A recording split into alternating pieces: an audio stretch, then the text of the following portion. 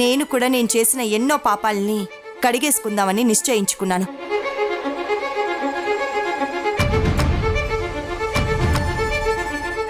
అతి త్వరలోనే కాశీకి కూడా వెళ్తున్నాను.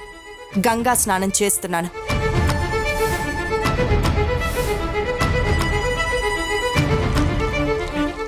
నాలో మార్పు నువ్వు గమనించకపోవచ్చు, నమ్మకపోవచ్చు కూడా. కానీ నాలో మార్పు మాత్రం నిజం. మీరిక మీదట ఆనందంగా ఉండండి. మీ జోలికి నేను రాను. ఎప్పుడైనా నీరజ్కి పాపం చూడాలనిపిస్తే మాత్రం మీ ఇంటికొస్తుంది. సరేనా? వెళ్ళొస్తాను.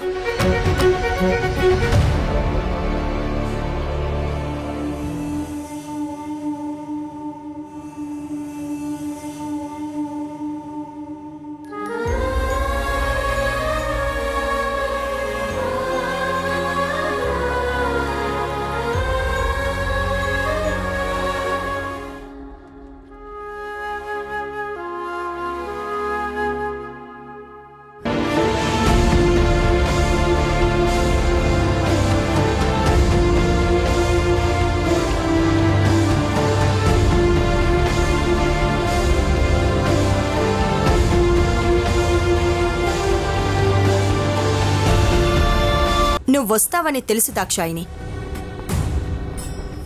నీ మనసులో బాధేంటో నాకు బాగా తెలుసు. సుబ్బరాజు కూతురుని నీ మనవరాలిగా నువ్వు అంగీకరించలేవని నాకు బాగా తెలుసు.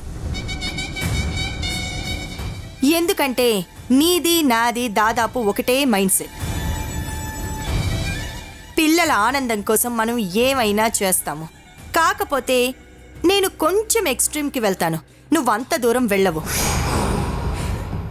ఇదిగో, నిజంగా నువ్వొక కన్న తల్లిలా ఆలోచించుంటే ఈరోజు నువ్విలాంటి పని చేసుండేదానివి కాదు. మా ఇంటికొచ్చి పాపనిచ్చేదానివి కాదు. ఇప్పటికే నువ్వు నా కొడుకు జీవితంతో చాలా దారుణంగా ఆడుకున్నావు.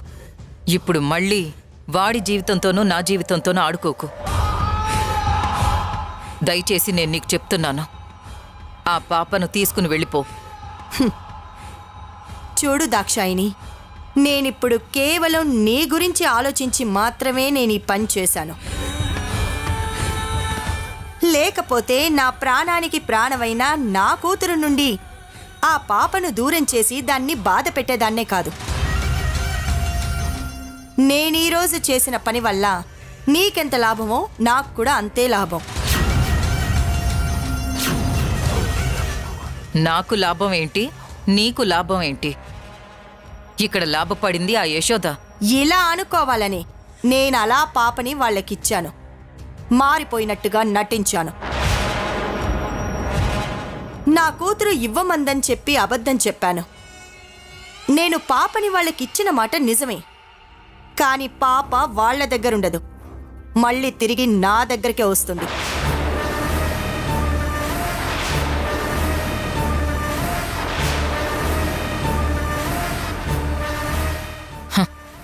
అవును మరి, నువ్వు అడగగానే వాళ్ళు తీసుకొచ్చి ఇస్తారు, మళ్ళీ నువ్వు తీసుకుంటావు.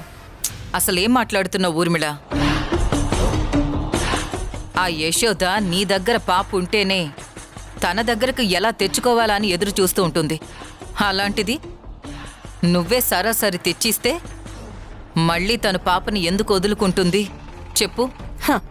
ఇక్కడే ఉంది పెద్ద తిరకాసు.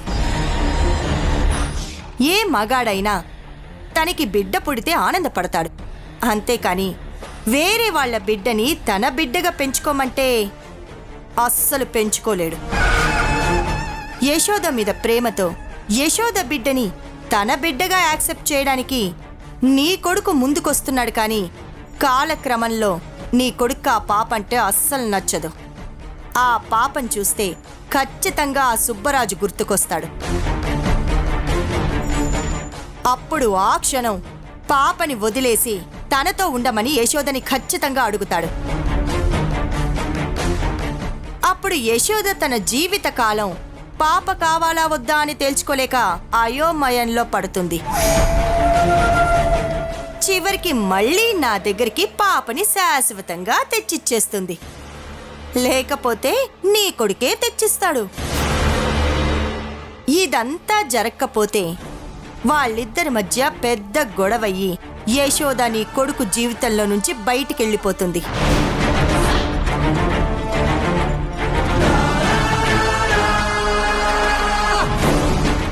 అప్పుడు నీ కొడుకు నీకు పూర్తిగా దక్కుతాడు. ఇవన్నీ జరగాలంటే నువ్వు కొన్ని చెయ్యాలి దాక్షాయిని. అవేంటో చెప్పనా? నువ్వు చెప్పింది చెప్పినట్టు జరుగుతుంది అంటే మాత్రం నేనేం చేయడానికైనా సిద్ధంగా ఉన్నాను. ఇప్పుడు నువ్వు సరైన తల్లివనిపించుకున్నావు. సరే చెప్తాను, విను.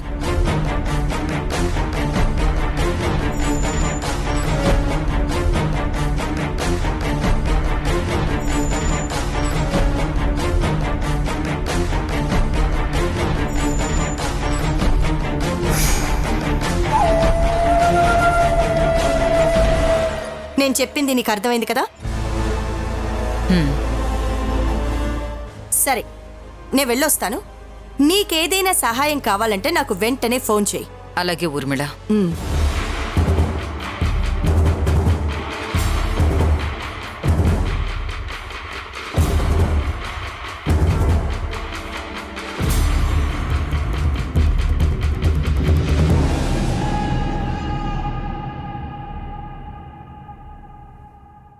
ఏమండి, కాఫీ తీసుకోండి.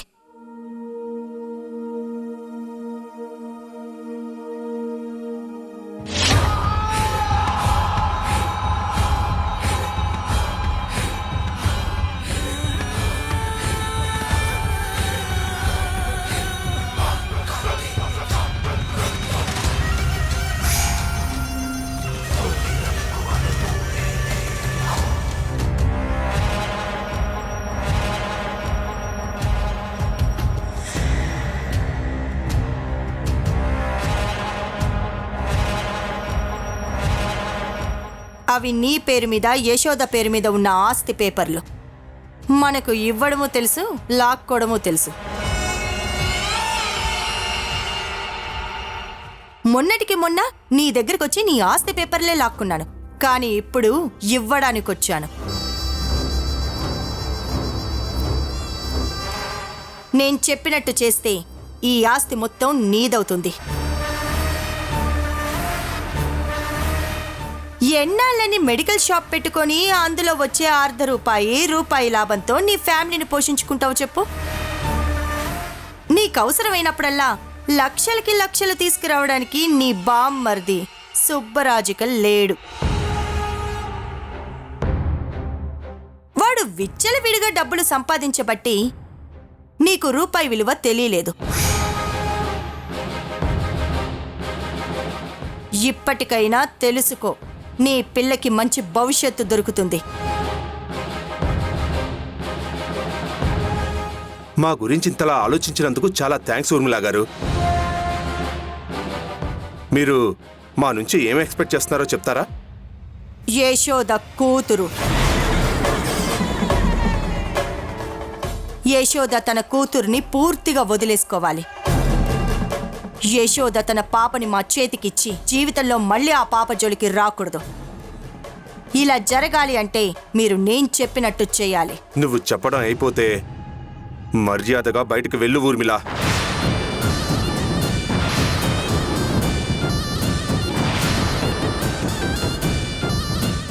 ఒక అన్నగా చెల్లికి జీవితాంతం తోడుగా ఉండాలి, కానీ ఆ చెల్లెలి జీవితాన్ని నాశనం చేస్తే వచ్చే డబ్బుతో అందలం ఎక్కి ఆనందంగా ఉండాలని అనుకోకూడదు.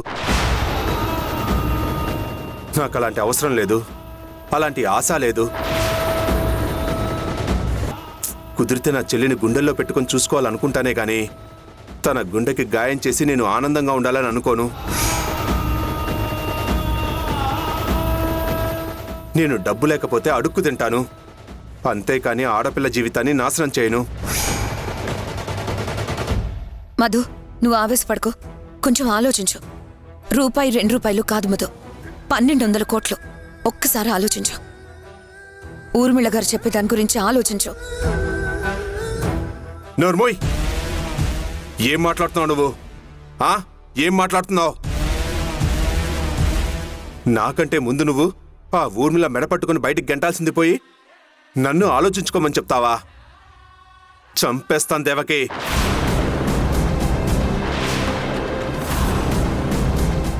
నాకు నా చెల్లెలు తప్ప 100 కోట్ల ఆస్తి ముఖ్యం కాదు. అయినా అది నా తండ్రి ఆస్తి, మా పేర్ల మీద రాసిన ఆస్తి. అది ఎలా సాధించుకోవాలో మాకు తెలుసు. నిన్ను ఎలా అంతం చేయాలో కూడా తెలుసు. మర్యాదగా ఇక్కడి నుంచి బయటికి వెళ్ళు ఊర్మిళ.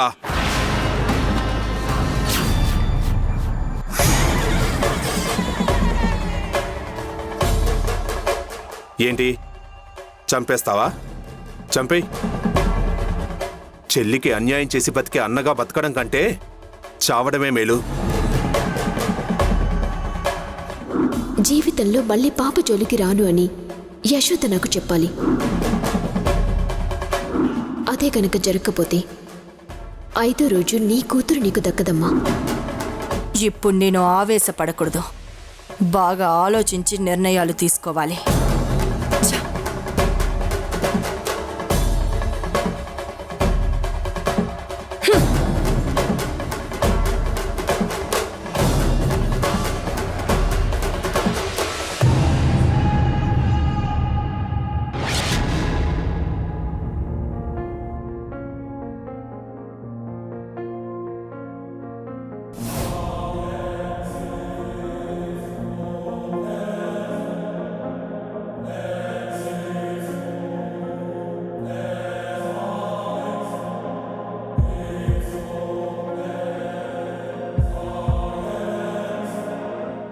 ఏం ఆలోచిస్తున్నారు మేడం?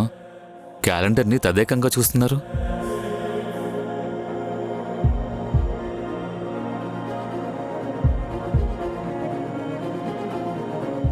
అవును, పాప ఎక్కడా? నిద్రపోతుందా? పాప లేదు సంజయ్, అమ్మ తీసుకువెళ్ళింది. అత్తయ్య తీసుకెళ్లారా? ఎక్కడికి? యశోద వాళ్ళ దగ్గరికి.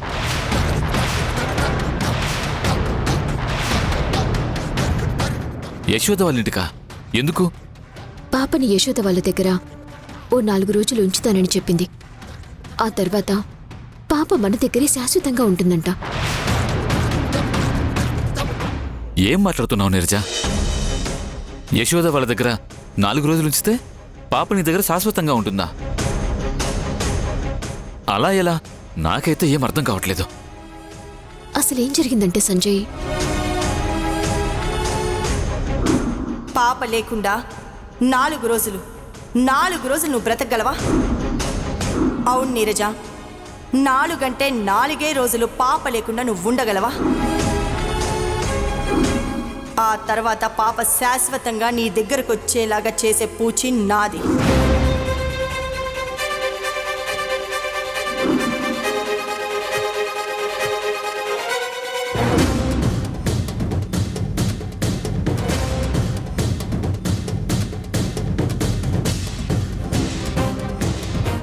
నీకేమైనా పిచ్చి పెట్టిందా నీరజ? నువ్వు క్యాలెండర్లో డేట్ రౌండ్ చుట్టావు కదా. ఆ రోజు నువ్వు చెప్పినట్టు నువ్వు చచ్చిపోయినా సరే మీ అమ్మ చెప్పినట్టు పాప మాత్రం వెనక్కి తిరిగి రాదు.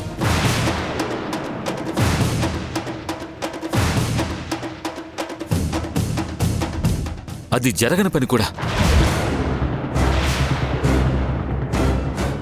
ఎందుకు సంజయ్, ఎందుకలా మాట్లాడుతున్నావు? పాప మళ్ళీ నా దగ్గరికి ఎందుకు రాదు అనుకుంటున్నావు? ఎలా వస్తుందనుకుంటున్నావు? నీకు కొంచెమైనా బుర్ర పనిచేస్తుందా? పాప కన్నతల్లి ఎవరు? యశోద.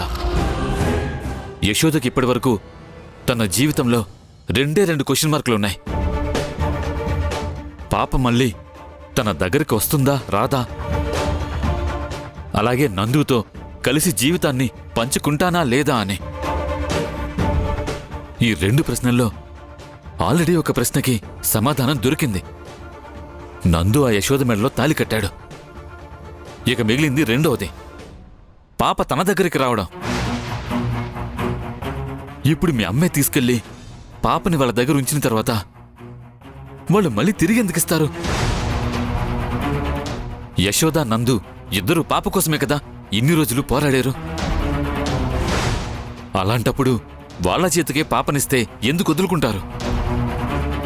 నువ్వు మీ అమ్మ మాటలు మరీ గుడ్డిగా నమ్మి ఏది పడితే అది చేస్తున్నావు నీరజ.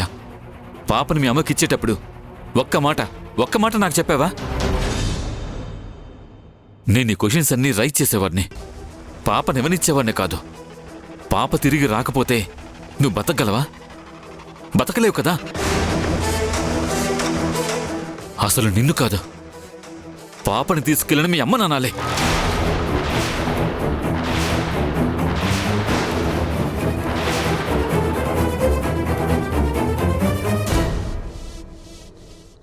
ఐ బంగారు తల్లి ఉంటామ్మా.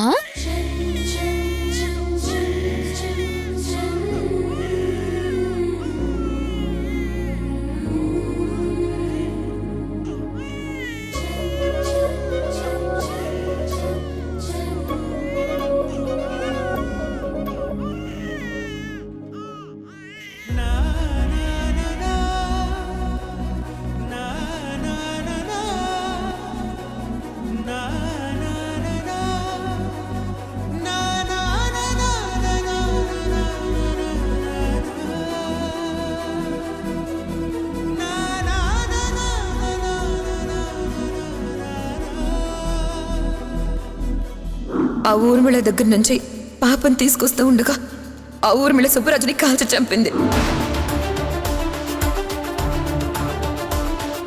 యశోదకి పుట్టిన పాప మా అన్నయ్యకి అలాగే యశోదకి కలిపి పుట్టింది.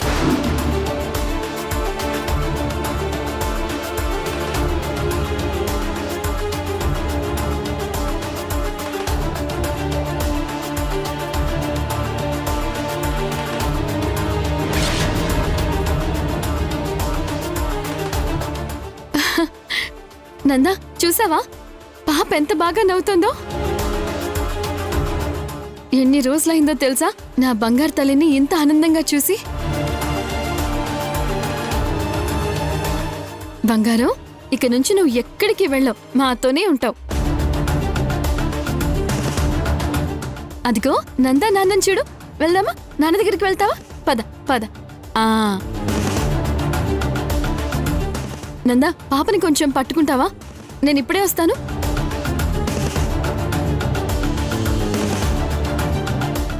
ఏమైంది నందా, ఏం ఆలోచిస్తున్నావు?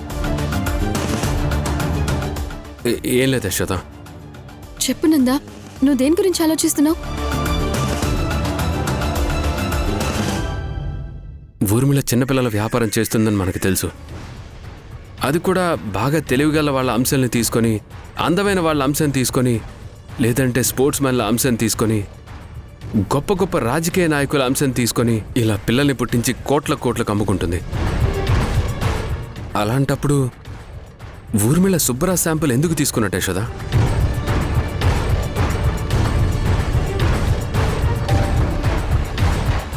సుబ్బరాజ్ అనేవాడు ఒక జులాయి రౌడీ వెధవ.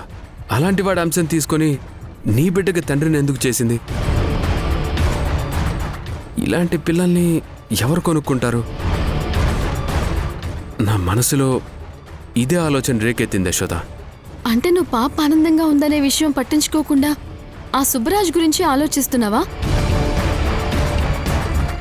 చెప్పు నందా. అవును యశోద, సుబ్బరాజే పాపకు తండ్రి అన్న మాట నా మైండ్లో నుంచి పోవట్లేదు.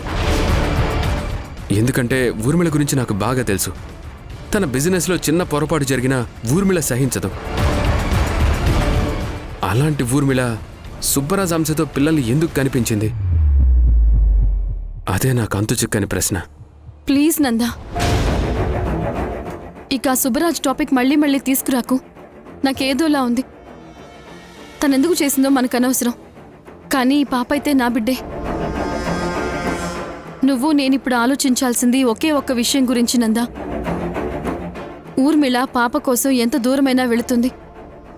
నీరజ నుండి పాపం తీసుకుని వచ్చినప్పుడు మన జీవితాన్ని ఎంతలా నాశనం చేయాలని చూసిందో నీకు తెలుసు.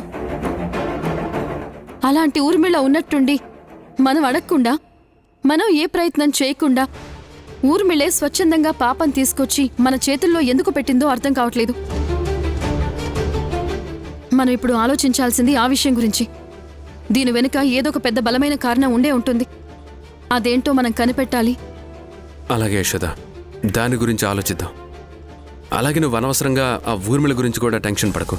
పాప మన దగ్గరకు వచ్చేసింది కదా, మనతోనే ఉంటుంది.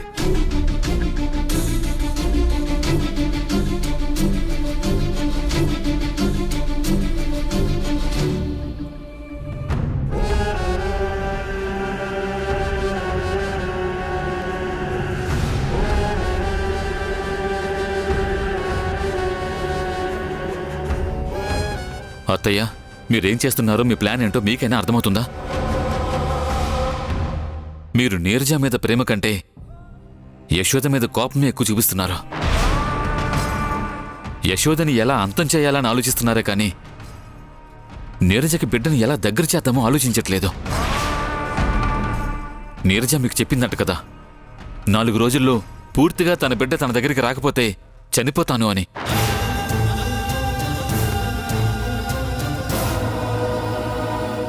మీకు పరిస్థితి ఎంత సీరియస్గా ఉందో అర్థమవుతుందా అత్తయ్య? నీరజ ఏదైనా విషయం అనుకుంది అంటే ఖచ్చితంగా జరగాలనుకుంటుంది. చాలా మొండిగా ఉంటుంది.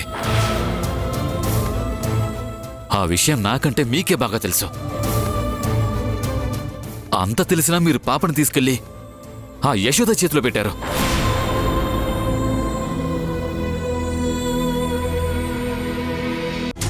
ఇప్పుడు మీ అబ్బాయి ఆడిస్తున్న పాప వాళ్ళ తమ్ముడంట కదా. వాళ్ళ తమ్ముడికే యశోదకి పుట్టిన పాపంట కదా. సుబ్బరాజుకి పుట్టిన పాపంట కదా. మీ వాడికంటే ముందు యశోదకి ఇంకొక పెళ్ళయిందా?